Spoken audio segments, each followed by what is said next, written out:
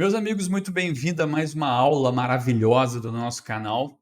Essa é a aula 2 e essa aula vai explodir a sua mente, porque nós vamos hoje tratar de um assunto super importante. A gente vai falar do nosso primeiro portfólio, dos 23 que eu vou analisar, mas esse portfólio ele é especial, porque ele não é bem um portfólio.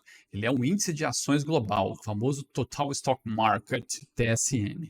E uma coisa importante sobre o TSM é que ele vai ser o nosso benchmark, ele vai ser o nosso primeiro portfólio e vocês vão ver que exatamente por a gente utilizar só uma classe de ativo, mesmo ela sendo diversificada globalmente, ela vai trazer uma dor muito grande para você manter esse portfólio no longo prazo.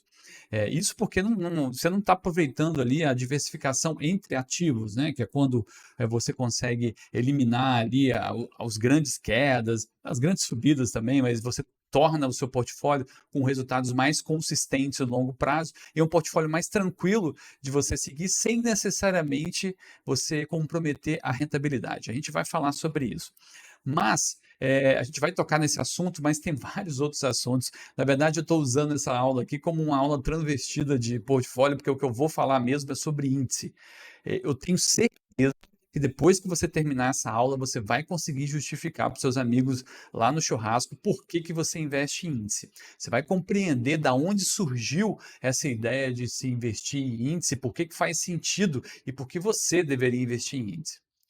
Vamos tratar desses assuntos. Eu trouxe aqui o meu esquema muito maneiro, que é o meu supercomputador, e a gente eu vou trazer para vocês aqui todos os tópicos que a gente vai falar sobre, exatamente para você já pegar a ideia de que vai vir nesse vídeo, né? Primeira coisa, a gente vai falar sobre o TSM. O que é o Total Stock Market, como ele é constituído, tá? A segunda coisa é por que você deveria investir em índice. E aí, a gente vai criar um grande parênteses aqui para falar sobre a base, né? O que aconteceu lá no começo, por que isso se tornou essa febre.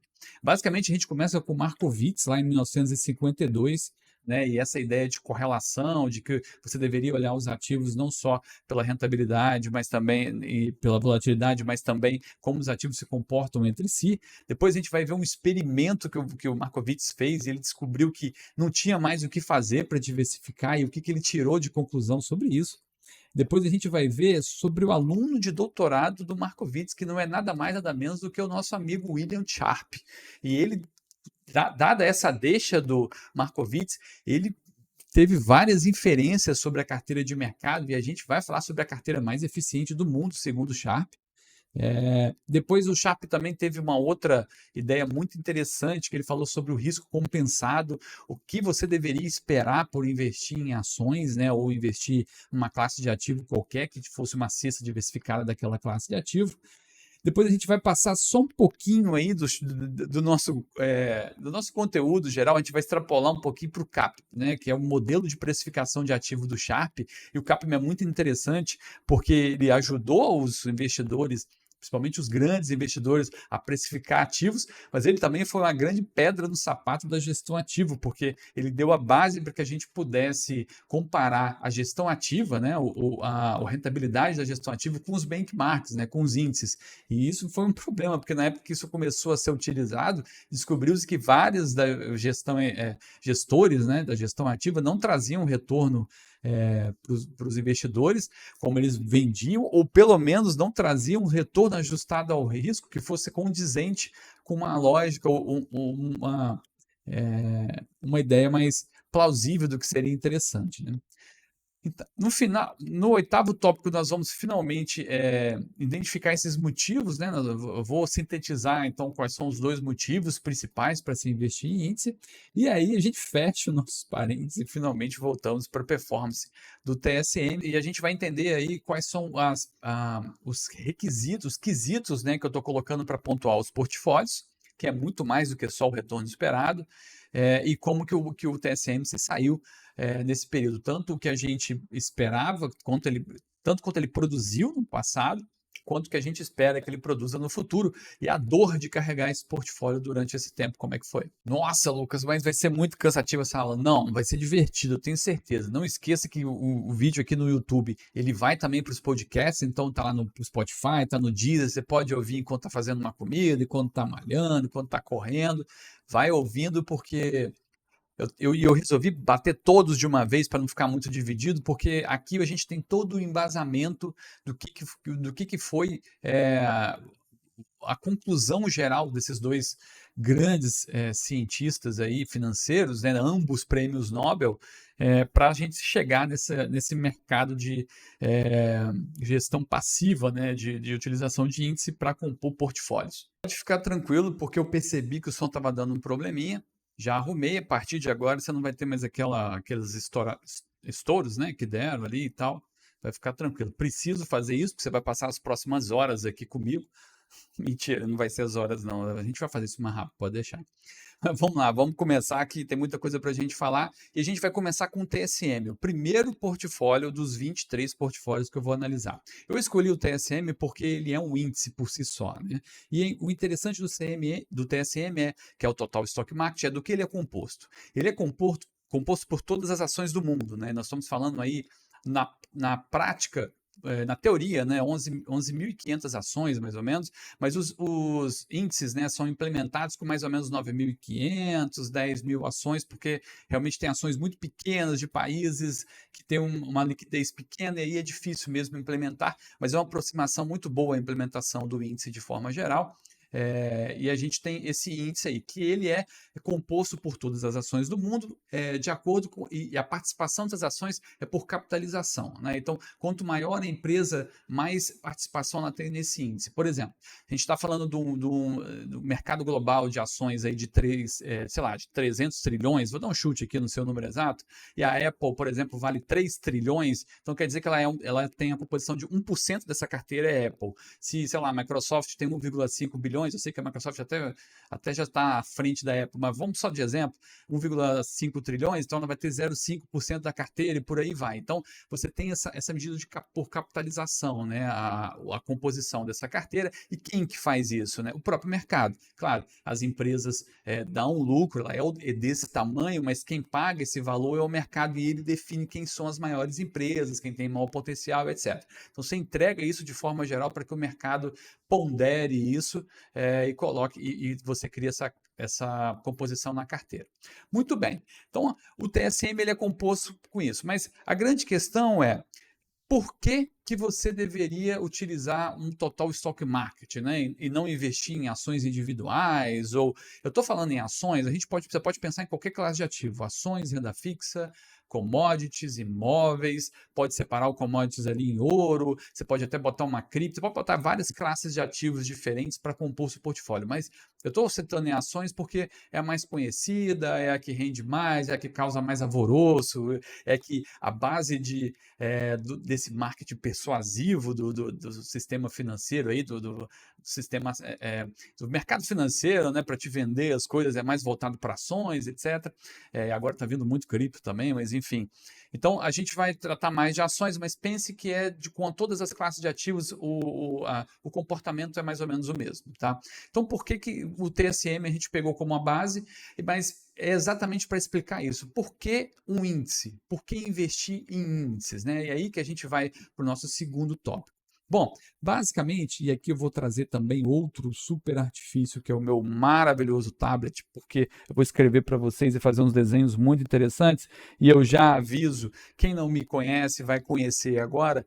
Todo mundo reclama porque minha letra é horrível. Eu faltei às aulas de caligrafia na escola, mas eu preciso de um quadro branco, para mim é um vício. Eu preciso de um quadro branco para eu explicar certos raciocínios. Então, no final da vida, você vai acabar conseguindo interpretar esses hieroglifos que eu vou fazer, mas eu vou tentar caprichar. Tenha calma que eu vou tentar caprichar. Mas vamos lá. Primeira coisa que eu quero dizer para vocês é o seguinte: tudo começa, e é o nosso terceiro tópico, lá no nosso amigo Markowitz. Em 1900. Opa, você nem viu isso que eu escrevi aqui, né? Vamos voltar para cá. Markowitz em 1952. Lá em 1952, o Markowitz fez uma tese de doutorado chamada Seleção de Portfólio.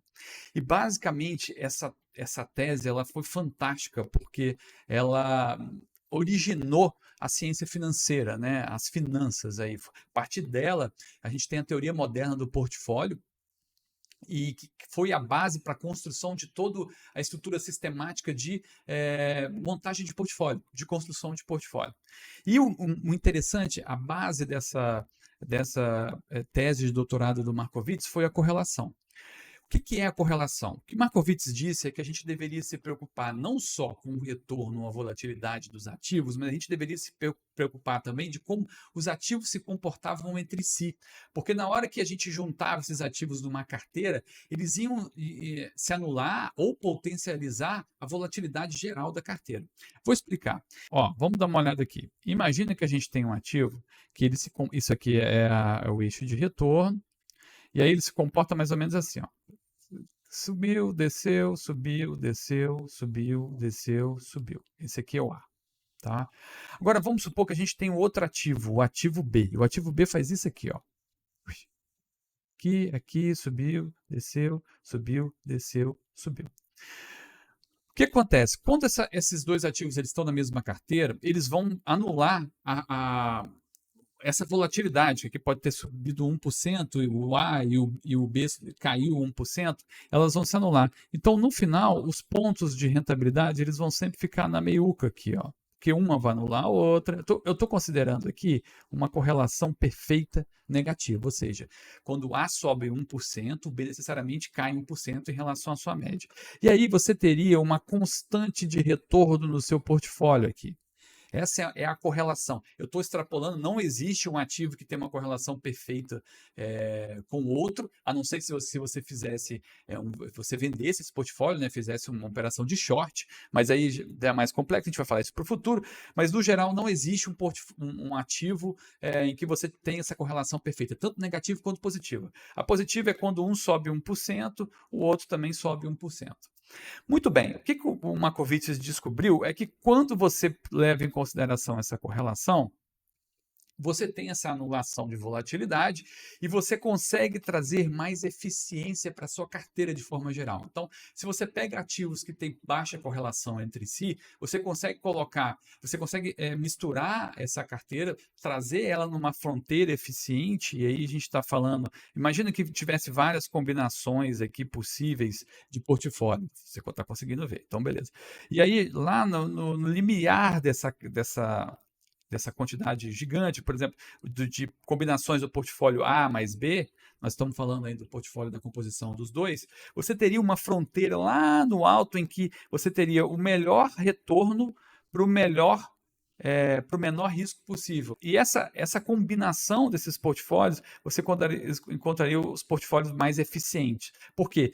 Obviamente, você desejaria ter esse portfólio aqui do que ter esse aqui, que está aqui embaixo, porque é a mesma volatilidade, mas uma rentabilidade menor. A grande sacada do Markowitz foi entender que com a correlação você conseguiria construir portfólios, que dado uma volatilidade, você conseguiria o portfólio mais eficiente, que tivesse o melhor retorno, ou dado o retorno, você conseguiria o portfólio com o menor risco possível dentro dessa fronteira eficiente. Muito bem, essa foi a grande sacada, né? Isso foi o mais interessante aí dessa tese de doutorado do Markowitz. Mas lá no rodapé, ele falou sobre um experimento que ele fez, que foi o seguinte.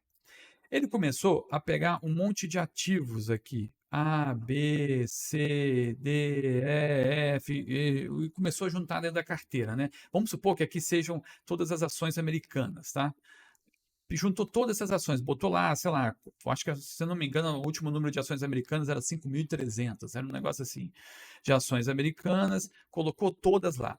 E aí ele foi reparando que, apesar de haver uma descorrelação entre elas, elas não caminhavam com a mesma intensidade, do mesmo jeito, com a mesma intensidade, elas, de forma geral, a correlação entre elas eram próximas. Então, elas se anulavam um pouco, mas não muito, né? E aí ele percebeu que quando ele colocou todas as ações, ainda existia uma volatilidade. E a volatilidade, a partir daqui, ela não tinha mais o que fazer, né? Na verdade, não importava, não tinha mais o que fazer. Você não tinha mais o que colocar aqui para a volatilidade diminuir. E essa volatilidade que ela não diminui depois de você diversificar toda uma carteira, ele chamou de risco sistemático. Esse risco, olha o meu hieroglifo sistemático, olha o meu hieroglifo, que coisa linda, mas é isso aí. Ele percebeu que esse tipo de risco, depois que ele colocou todas as ações numa carteira, e lembra-se, eu estou falando de ações, mas novamente, extrapola para renda fixa, extrapola para imóveis, extrapola para qualquer classe de ativos, ele percebeu que esse risco ele não podia ser diversificado, não tinha mais o que fazer, ele já tinha colocado tudo. E esse risco sistemático é um risco que atinge toda a classe de ativo. Se a gente for pensar de uma forma ampla, a gente pode falar, por exemplo, do Covid, né? O Covid chegou aí, todas as ações caíram. Não importa, umas mais, uma menos, mas não importa se ela é de base, tipo de que gera dividendos, etc. Todas as ações caíram. Esse tipo de risco é um risco que você não escapa dele, não tem o que fazer. E ele chamou esse risco de risco sistemático.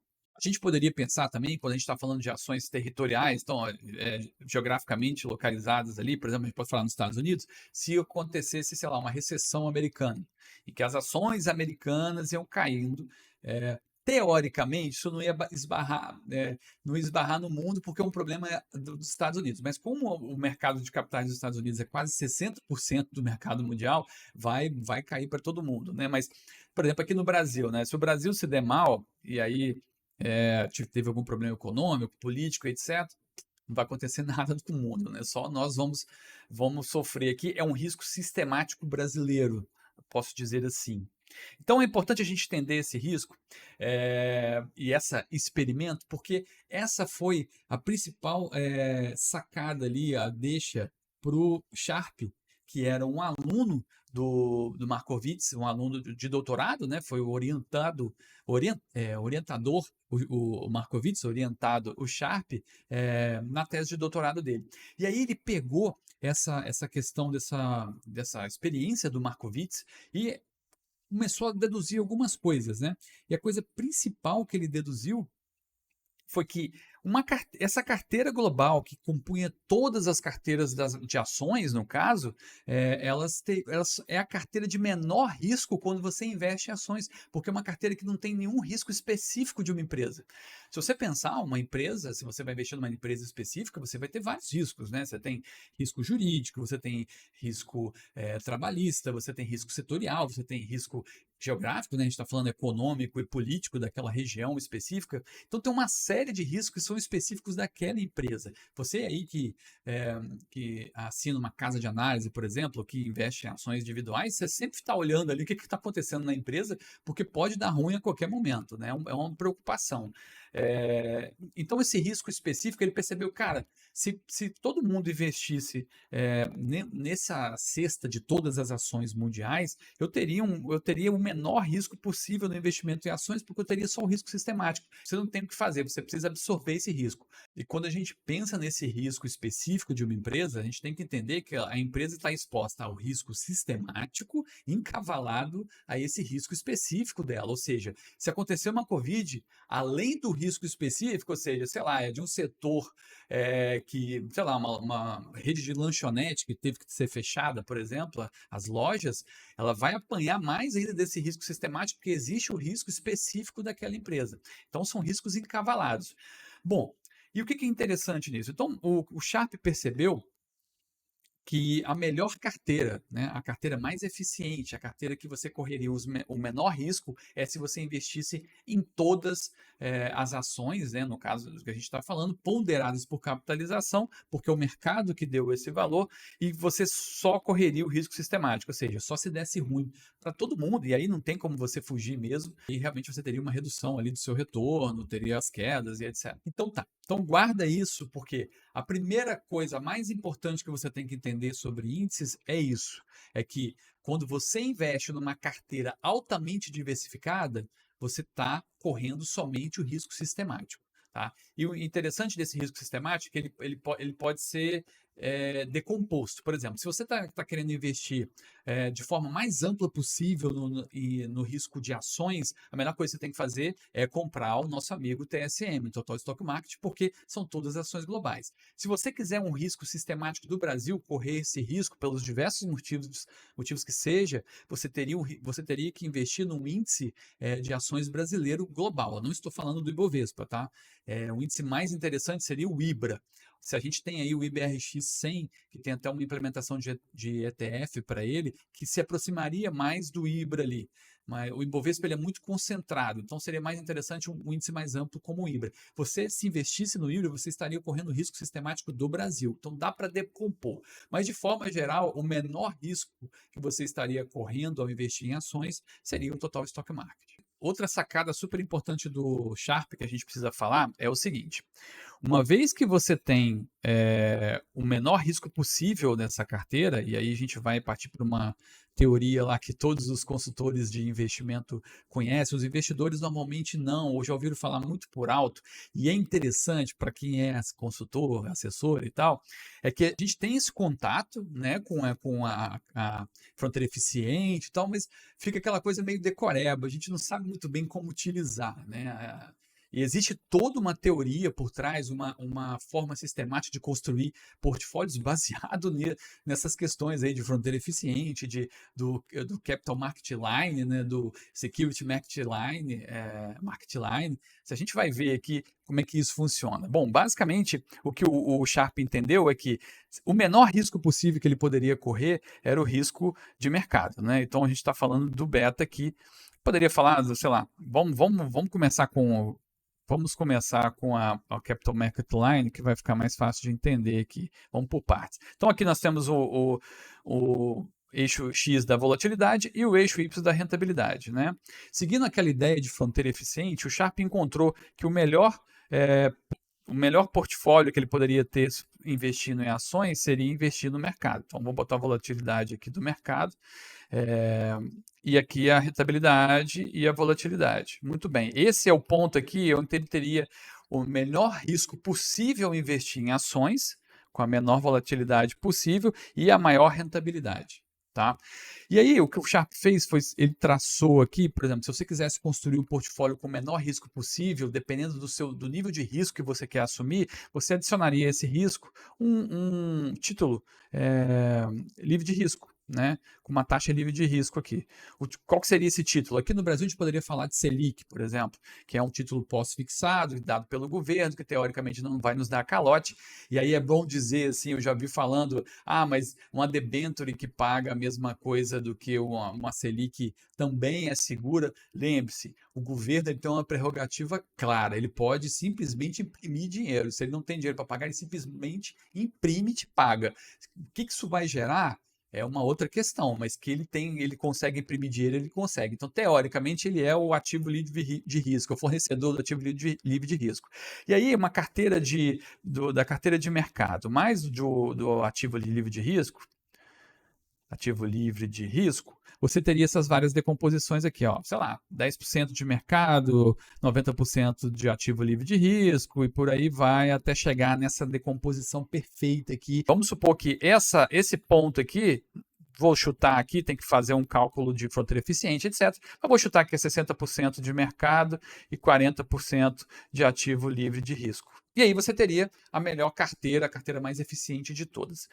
Então, essa é a tal da Capital Market Line, e a gente poderia falar da Security Market Line, que basicamente leva o beta em consideração, mas eu não vou entrar em muitos detalhes disso, porque o que a gente precisa entender é isso. Se você for pensar, olha só, se você for pensar no melhor portfólio para você dormir bem, e se você quiser investir só em ações e em renda fixa, né, é claro que você poderia colocar todas as classes de ativos que existem, né? Na verdade, quando o Sharpe falou de mercado, e aqui eu estou fazendo uma licença poética, porque eu estou falando de ações, mas quando o Sharpe falou de mercado, ele falou de todo o mercado investível, o que está nas bolsas e o que não está. Então, a gente pensa em todo o mercado mundial de imóveis, em arte, em tudo mais. Mas aqui a gente vai para ações para ficar mais claro. Então, o melhor portfólio que você teria de acordo com o nível de risco, você teria o portfólio perfeito, que seria o portfólio com a melhor combinação entre mercado e ativo livre de risco, mas você poderia ter outros portfólios aqui de acordo com o seu apetite ao risco, digamos assim. Então, se você quer dormir bem, se você quer ter uma vida tranquila, investido só em ações e em títulos, o que Sharpe disse, o que essa teoria diz é que você deveria investir num índice global de ações, o Total Stock Market, e no no que para você é um título livre de risco. Então, pode ser que você não queira investir no Brasil, você pode investir, por exemplo, no índice global de renda fixa, só focado em títulos governamentais, por exemplo, só de países desenvolvidos. Aí depende, esse ativo livre de risco, ele tem muita. É claro que existe uma teoria básica, né, que é um título altamente líquido e que você não tenha risco de crédito, mas variam, né? Às vezes você pode dizer, não, cara, o que o mundo mais acha hoje é que o ativo livre de risco primordial são títulos americanos, né? Então, poderia ser isso, ou você poderia considerar o Brasil, você poderia considerar os títulos dos governos de países desenvolvidos e etc. Mas você montaria uma carteira com isso, ativos globais, né, o Total Stock Market de ações e um ativo de livre de risco. Esse seria a carteira que você poderia dormir bem. Você não precisaria ficar se preocupando se estava pesando o seu investimento em alguma ação específica ou em algum título específico, etc. Use os dois que você teria o portfólio aí, entre aspas, perfeito. Muito bem, o Sharpe, ele teve uma outra sacada muito boa sobre isso, que também é uma das questões ali que a gente consegue justificar a utilização de índice, que é a questão do risco compensado, que é um outro conceito. Lembre-se, a gente está falando de risco sistemático e não sistemático, que são os riscos específicos das ações, ou o risco sistemático, que é o risco de todas as ações, que não tem como você fugir desse risco, porque ele atinge a todas. E agora nós vamos falar do risco compensado e não compensado. Basicamente, o que o Sharpe entendeu foi que existe uma decomposição de risco e que você vai recebendo prêmio de acordo com o risco que você está correndo. Então, a primeira coisa quando você está pensando no investimento é que você precisa bater a inflação, certo? Seus investimentos precisam bater a inflação, senão você deixaria o seu dinheiro no colchão. Depois da inflação, vamos supor que a inflação é 6%, você teria um investimento que te pagasse no mínimo 6%. Depois vem o ativo livre de risco, que paga pouquinho aí, se a gente está falando de americano, é quase igual à inflação. É um título que paga muito pouco. Aqui no Brasil ele paga bem mais, e eu vou botar aqui no Brasil, e que ele te paga, sei lá, se ele que está em 10%, ele te paga 4% acima da inflação. Então, no final, papel, uma conta de padaria aqui, ele te paga 10% por você investir em renda fixa ali no Tesouro Selic. Mas, se você quiser correr mais risco, você tem as ações. Eu estou falando de decomposição de risco, tá? E aí as ações deveriam te pagar acima do ativo livre de risco. E aí vamos falar que as ações estão pagando, sei lá, 5% acima. Você teria as ações pagando aí no total 15% de prêmio por você investir em ações. Esse prêmio que o mercado te paga por você investir em ações, o que o Sharpe disse foi que o risco primordial, o risco sistemático, esse é o risco que o mercado te paga para você assumir, porque você não tem como diversificar. Então, é o risco primário, é o risco que realmente você pode esperar um retorno no futuro por correr esse risco. Já se você seleciona ações, você começa a correr riscos específicos daquela empresa, que são riscos extra o risco sistemático. Esse tipo de risco o mercado não te paga para você assumir. Então, vai por conta própria. Pode ser que, sei lá, mesmo que você tenha 10 empresas, que as 10 empresas acabam falindo, ou que você investiu em 10 empresas na China e em 1949 a China fechou o mercado, ou que você investiu em 1989 no Japão em 10, 15 empresas e o mercado japonês só caiu, né? Tem 30 anos que o mercado japonês não entrega retorno positivo, ou lá na Revolução Russa, não me lembro se foi em 1917, se eu não me engano, também fechou o mercado acionário, agora eu acho que o mercado acionário está fechado de novo. Então, esses riscos específicos geográficos, específicos de empresa, eles não são compensados. Então, não necessariamente você deve esperar uma recompensa por assumir esse risco. O único risco compensado é o risco sistemático. Esse é o segundo motivo de por que você deveria investir em índice, porque você pode esperar um retorno por assumir esse risco sistemático ao investir em ações, ao investir numa cesta global de renda fixa, investir numa cesta global de imóveis, ao investir numa cesta global de commodities e por aí vai. Agora é interessante que o Sharpe ele é cabeçudo, cara. Ele realmente falou, não, tem mais coisa para fazer aqui. E aí ele desenvolveu um modelo de precificação chamado CAPM.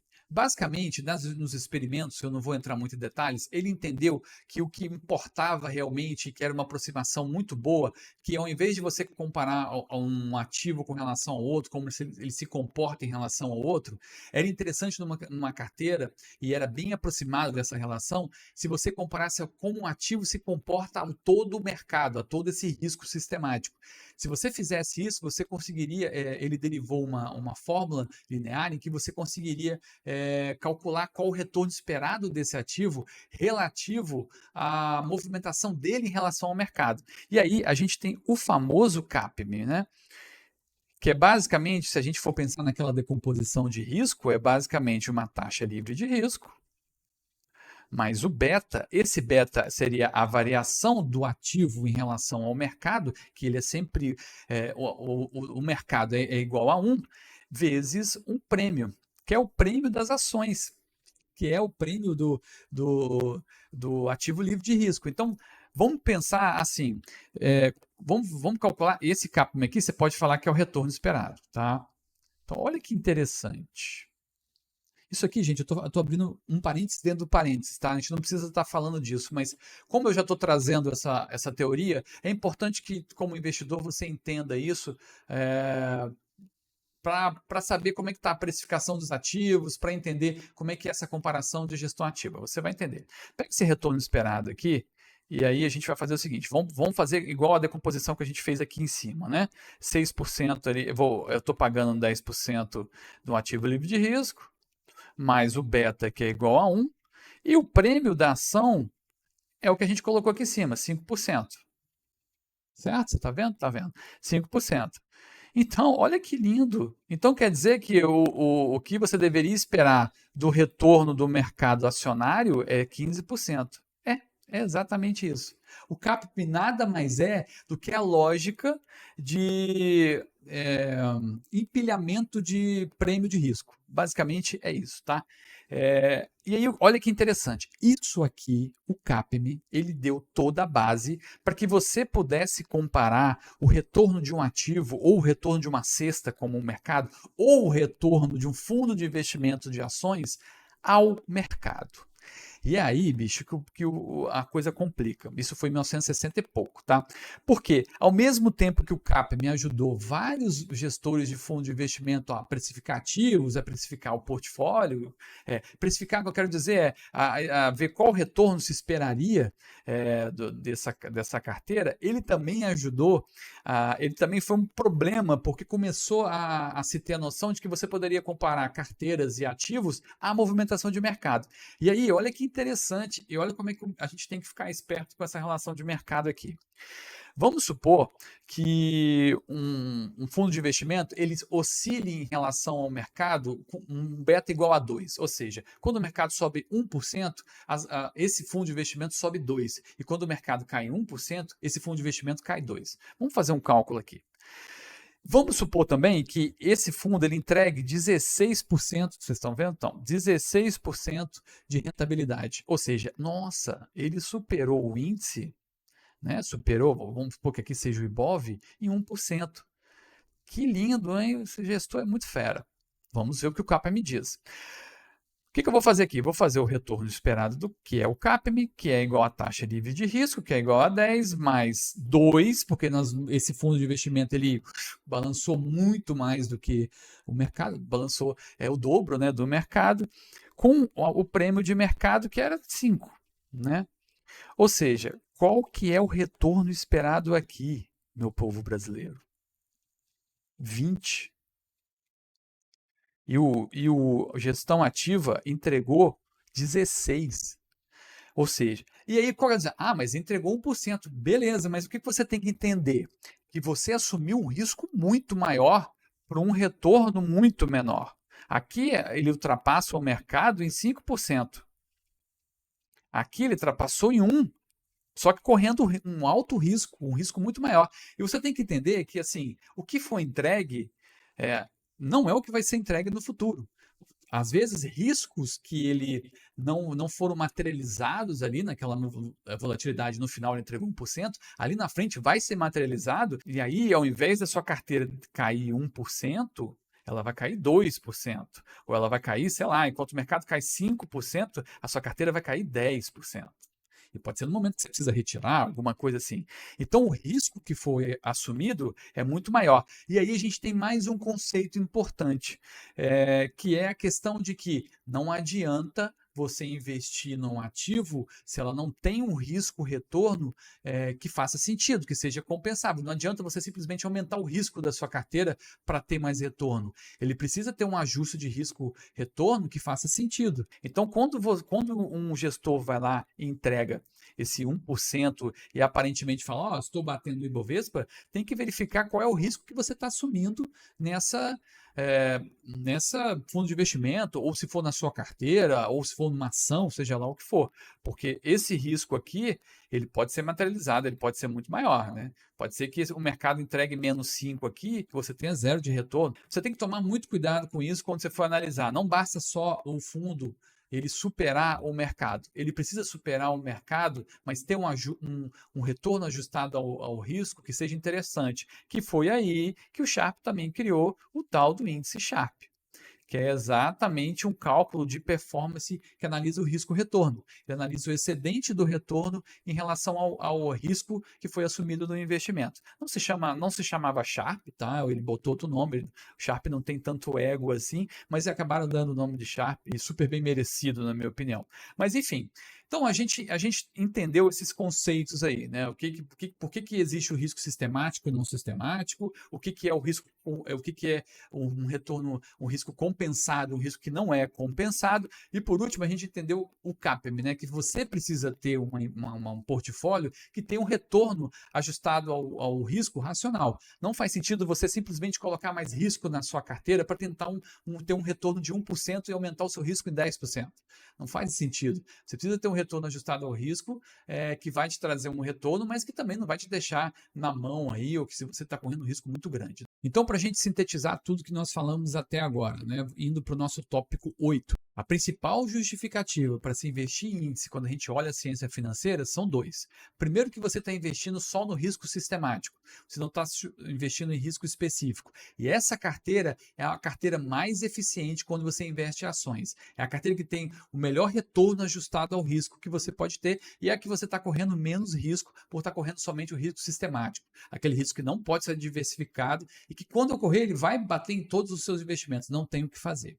E o segundo motivo é que esse risco sistemático é o único risco em que você pode esperar receber um retorno quando você investe em ações. Qualquer risco que você está investindo de forma específica não é uma certeza de que todo o mercado vai concordar com você e não necessariamente você vai conseguir um retorno quando investe nessas ações específicas. Então, esses dois motivos são os motivos principais para você investir em índice. E aí a gente volta para a nossa análise de portfólio, né? Vamos voltar lá para o nosso TSM aí e finalizar isso. Eu trouxe aqui uma arte muito bonitinha que o nosso design fez para a gente falar sobre isso aqui no nosso tablet. Deixa eu diminuir um pouco aqui. Todas essas análises aqui elas estão lá no meu Instagram, tá? Esses posts para você analisar, para você olhar e fazer uma análise mais profunda sobre isso, né? Olhar com mais calma. Mas basicamente a gente tem aqui o Total Stock Market, né? Que é o fundo de ações global. Mas nesses últimos 48 anos, todos os portfólios eu estou fazendo de 1976 a 2023, que foi o maior período que eu encontrei quando estou falando de todas as classes de ativos que todos esses investidores estão utilizando. É bom dizer duas coisas, tá? A primeira é que todos esses portfólios são portfólios estratégicos, ou seja, são portfólios em que a visão dele é de longo prazo, você monta esse portfólio e carrega ele ao longo prazo, só fazendo aportes e rebalanceamento. E segundo, que esses portfólios são todos montados com classes de ativos, não existem ações específicas. Os grandes investidores têm portfólios que unem classes de ativos e não ações específicas. É bom a gente entender isso também, porque é uma boa motivação para a gente ter esse tipo de portfólio. Então, só o TSM, eu botei 100% do meu patrimônio no TSM. Ele rendeu 10.567% nesses últimos 48 anos. Sharp 0,57, o pior dos nossos portfólios, né, dos 23 portfólios, teve também a maior volatilidade, obviamente, 17,04 nesses últimos 48 anos aí, uma colocação de 23º lugar. Ah, mas você não falou que é um ciclo sistemático? É, mas nós estamos falando de ações. Ações é que tem o maior prêmio naquela nossa escadinha, lembra? Não todo prêmio está ajustado ao risco. Não existe almoço grátis nesse sentido. E o CAGR real aí, né? Nós estamos falando aí do crescimento composto anual e real, ou seja, já estou tirando a inflação, de 6,37% ao ano. A gente pode botar uma inflação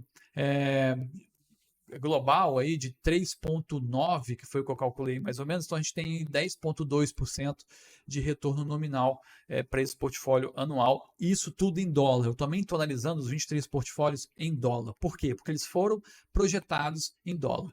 Se a gente pega esse portfólio e transfere ele para reais, passa ele para reais, a volatilidade deles é muito maior, eles vão se comportar de forma diferente. E é preciso que você entenda. Se você vai investir em renda fixa americana, renda fixa internacional, e você resolve fazer a conversão, vai ter volatilidade de ações, simplesmente porque o dólar varia muito ano a ano, e isso vai trazer uma volatilidade para sua carteira. É importante você entender isso também, tá?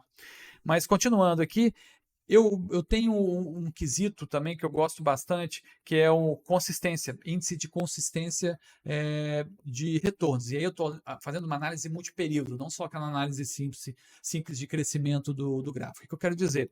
Eu estou olhando aqui em janelas de 10 anos, de 1976 a 2023, qual foi a consistência de retorno desse portfólio. Então, eu estou olhando de 1976 e 1986, depois de 1977 e 1987, e eu vou fatiando assim. E eu quero saber, em 80% das vezes, qual foi o retorno que esse portfólio trouxe. Para eu entender mais ou menos como é que é essa consistência, o que eu vou ter mais ou menos a maior parte do tempo se eu carregar esse portfólio no longo prazo. E aqui ele ficou na 17ª posição, com a consistência de 4,3%. Tá? Continuando aqui, a gente tem uma distribuição de retorno. Isso aqui é um papo para a gente ter um pouquinho mais complexo, mas eu vou tentar ser bem breve aqui. De forma geral, a gente consegue fazer uma boa aproximação dos retornos das ações, dos retornos dos investimentos, como se fosse uma distribuição normal. É uma distribuição de probabilidade, mas basicamente ela é mais ou menos assim, ó. Esse sino aqui, né? Em que aqui a gente teria a média, e a gente tem o desvio padrão, que aqui seria de volatilidade de 17%, e a média aqui de 10,2%. Tá? A média é o retorno de 10,2%, e ela varia para cima aqui 17,5% no primeiro desvio aqui, e ela varia para cá também em menos 17%.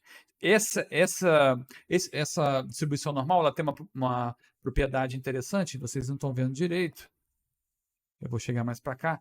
Essa distribuição normal tem uma propriedade que esse primeiro desvio padrão aqui, de 17 para a esquerda e 17 para a direita, no seu vídeo é o contrário, mas enfim, 68% de chance. Os retornos vão ficar mais ou menos nessa parte, aí tem um segundo desvio padrão aqui, que vai para 95% das vezes, e aí isso vai se expandindo. É uma aproximação, mas é uma aproximação interessante. A gente vai falar no futuro aí sobre o risco o tail risk, né, que é o risco das caudas gordas, porque essa distribuição normal, esses riscos, retornos extremos aqui, né, e o risco aqui de um retorno negativo, eles são mais probabilidade do que a distribuição normal diz. Tá? Mas a gente vai falar sobre isso no futuro e existem formas de a gente conseguir tentar prever melhor esses tail risks aqui, mas no geral a distribuição normal nos ajuda a entender um pouco como é que vai ser essa distribuição no futuro. E aqui eu fiz isso e eu peguei ano a ano e por percentil. Então a gente tem aqui 50% das vezes vão ser isso aqui, e eu já digo que isso aqui é uma errata, deveria ser nominal e não a real, tá? Em vez de 6,37, considere aqui 10,2. E aí peguei todas as distribuições possíveis no ano, né, de mais de 10 mil portfólios, ele chegou. 5% dos portfólios vão ter um retorno aqui, vou aumentar um pouquinho para ficar mais claro, de menos 21,13%, em 20% das vezes são as probabilidades, né? De 1,7%, 50% das vezes aí 10,2%, mesma coisa, 20% das vezes pode ter um retorno positivo de 20,44%, 5% das vezes pode ter um retorno positivo de 33,87% para cima e por aí vai. E aí o interessante de a gente pegar essa distribuição normal ao longo do tempo é que você vai vendo que elas vão se aproximando da média à medida que o tempo vai passando. Deixa eu botar em vermelho aqui, vai ficar mais interessante. Mas ela vai se aproximando da média à medida que o tempo vai passando e ela vai ficando mais difícil ela ficar negativa. Você vai vendo aqui que é maior esse número, porque a esperança que a gente tem é que ao investir você vai ganhar esse prêmio de risco ao longo do tempo, nas variações ali dos retornos possíveis, e esse retorno vai ficar positivo, né? Então você tem, no final de 20 anos, você tem 5% de chance de ter um retorno anual de 0,22, 20% de chance de ter um retorno anual de 3,22. Aqui, como eu considerei o retorno real, nós estamos falando de 6,37% na média, e aí você pode ter um retorno superior de 9,52, você também tem 20% de chance, e aqui o de 12,52 você tem 5% de chance. Então, é uma variabilidade que vai mudando ao longo do tempo, de possibilidades de retorno, mas você entende que ela vai se aproximando cada vez mais da média à medida que o tempo vai passando. Então, é uma ideia também de investimento de longo prazo. Quanto mais tempo você segura o seu investimento e você tem uma esperança de retorno daquele investimento, ele vai se convergindo para a média e ele vai te devolvendo um retorno esperado positivo. Por último, a gente tem aqui a análise da tranquilidade, né? Como é manter esse portfólio no longo prazo.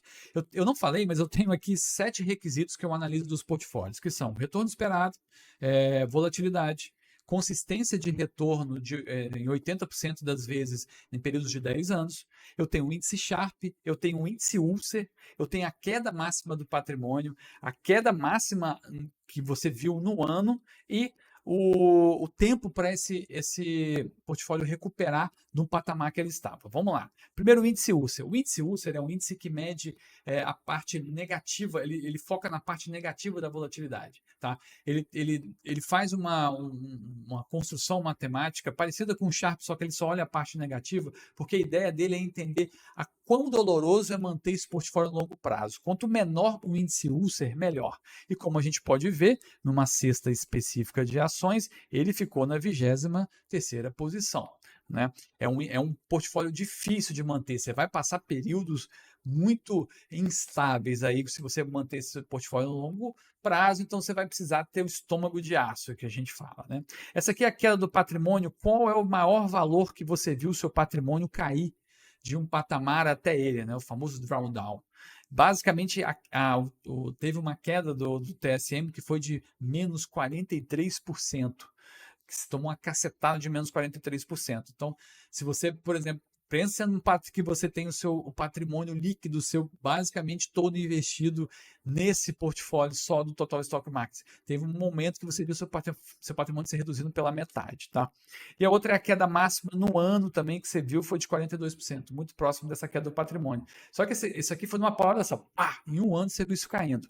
Esse de 43% aqui foram sucessões de retornos negativos. Talvez esse aqui seja até mais dolorido, né? Porque às vezes isso aqui se recupera mais rápido do que a gente pensa. Mas o que vai doendo no longo prazo, aquela tortura chinesa, é pior. Mas enfim, e por último, os anos de recuperação, que aqui a gente olha quanto tempo, dado uma grande queda, o seu portfólio demorou para atingir aquele patamar. E aqui eu estou considerando tanto o dinheiro que você retornou, mais a inflação. Né? Porque não adianta, se você demorou 12 anos se você demorou, sei lá, 5 anos, 6 anos para recuperar onde ele estava, mas ele não corrigiu a inflação, foi tempo perdido. Então, eu estou considerando aqui o tempo que ele levou para atingir o patamar e se recuperar, pelo menos vencendo a inflação, né, nos juros real. E esse portfólio demorou 12 anos. Então, imagina, eu acho que um dos períodos foi do ano 2000, tá? Imagina que lá, no ano 2000, que foi uma das quedas, você tinha lá 5 milhões do seu patrimônio. E aí houve essa queda, né, de 40 e tantos por cento lá e seu patrimônio foi para 3 milhões, tá? Aí você demorou. Lá em 2013 foi quando você recuperou para 5 milhões mais a inflação. Tá? Ou seja, você esperou 13 anos para que você conseguisse voltar àquele patamar que você tinha de patrimônio, de poder de compra que você tinha lá no ano 2000. Então, as ações são muito arriscadas. Eu acho que assim, existem pessoas que têm essa ideia de investir só em ações, e eu não julgo, eu acho que cada um sabe do risco que está correndo, mas você precisa entender isso, que você pode passar 12, 13, tem ativos que 14 anos que você pode passar aí no negativo, esperando ele recuperar esse patrimônio que você perdeu. E aí você tem que ver quanto tempo que isso está próximo da aposentadoria, se faltar 5 anos, lá no 5º ano eu vou começar a reduzir a minha participação de ações, por exemplo. Mas aí isso aconteceu, o 5º ano foi o ano 2000, entendeu? Então você vai ter que sofrer, ou vai ter que ter essa dor, vai ter que ver esse risco. Aliás, esse é o risco se materializando. É a hora que o risco se materializa aí, a volatilidade faz com que esse risco se materialize e você vai diminuir o seu patrimônio aí, tá? Então, muito importante você ter ideia dessas questões de risco aí. Muito bem, terminamos a nossa primeira aula aí da performance do TSM, nosso primeiro portfólio. Foi muito cansativo?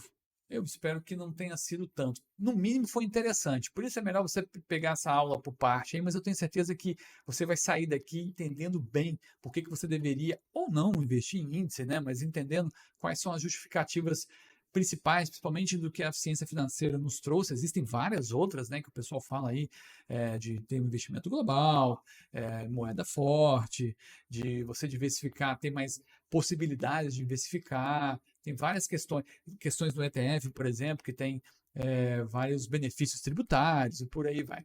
Mas é importante você entender de onde surgiu, né? O que a ciência financeira trouxe sobre isso. Valeu, pessoal. Obrigado por assistir a esse vídeo e até o próximo.